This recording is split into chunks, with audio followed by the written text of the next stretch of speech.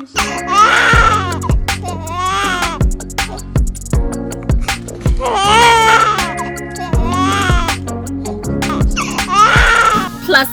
transfusion. Is it necessary after birth? The optimal timing for umbilical cord clamping has been debated in scientific literature for over a century.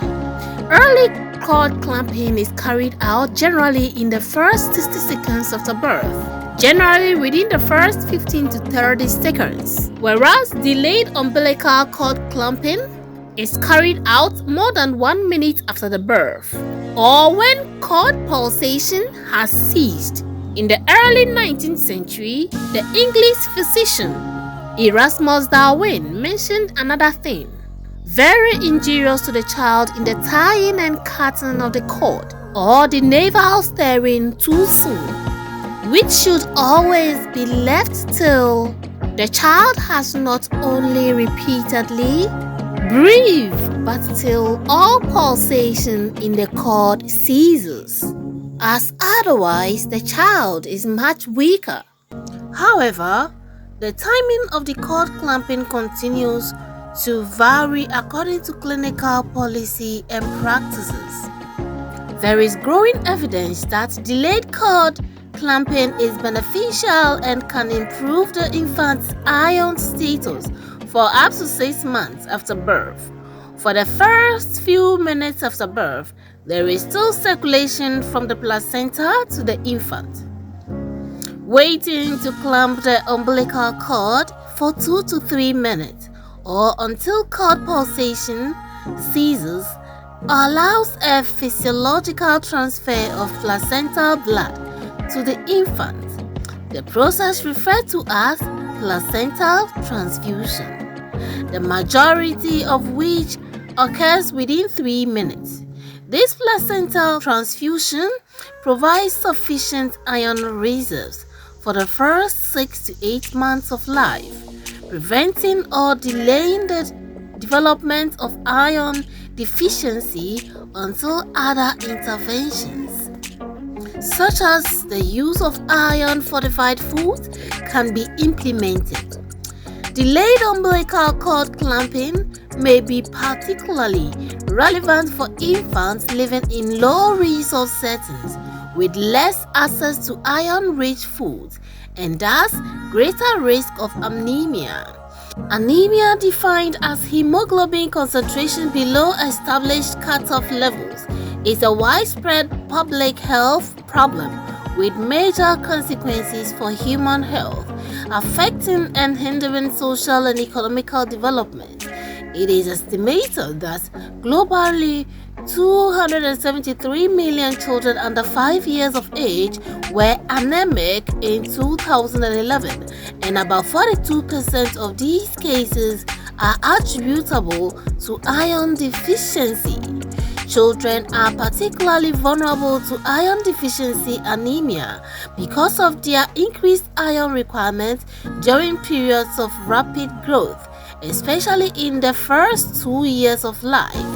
Children with iron deficiency are more likely to have delayed psychomotor development, and when they reach school age, they are more likely to have impaired performance in tests of language skills or motor skills and coordination, equivalent to a 5 to 10 points deficit in intelligence quotient.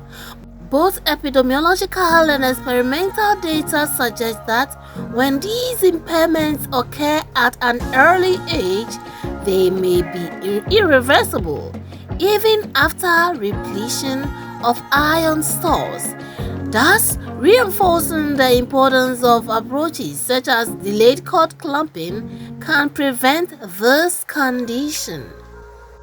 The optimal timing of umbilical cord clamping has been previously addressed as part of other perinatal care protocols and guidelines for both the mother and neonates. Postpartum hemorrhage, defined as a blood loss of 500 ml or more within 24 hours after birth, affects approximately 2% of all women who give birth. It is associated with nearly 1/4 of all maternal deaths globally, and it is also the leading cause of maternal mortality in most low-income countries, as well as a significant contributor to severe maternal morbidity and long-term disability. In the past, protocols for the prevention of postpartum hemorrhage through a package of interventions known as active management of the third stage of labor included early cord clamping. It was believed that early cord clamping led to a reduced risk of postpartum hemorrhage, and it was thus practiced as part of active management of the third stage of labor. However, those protocols have since been revised to recommend delayed umbilical cord clamping. Thus, analysis of the timing of umbilical cord clamping in relation to postpartum hemorrhage is considered important. In this video, we are gonna be seeing a delayed placental cord clamping, and every mama should take note of this during their birth to help their baby's health. Now let's take a look at how this mama delivered their baby.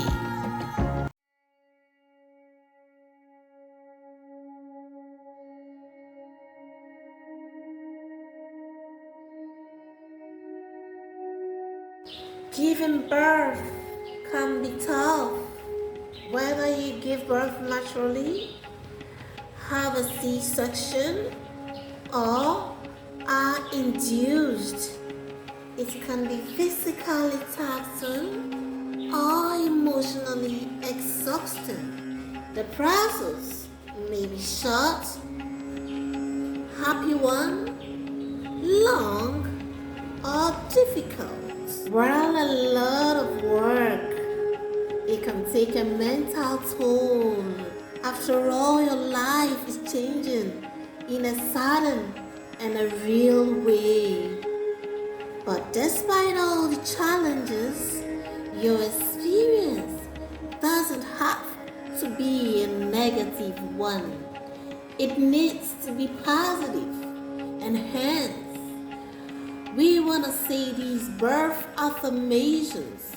If you stamped on this video and you are preparing to go into labor, or you are in labor, or you are pregnant, I urge you to say these birth affirmations with me. Your birth is going to be a positive one. May the Almighty grant you a positive experience during this birth. I believe in God Almighty. He is my strength and my deliverer. God will help me. I will birth this baby because I believe that birth is a gift from God. I will pass through this process and let this process pass through me. I will pass through the process and let this process pass through me. I believe in God, the creator of birth. Birth is a gift from God. I believe I am strong.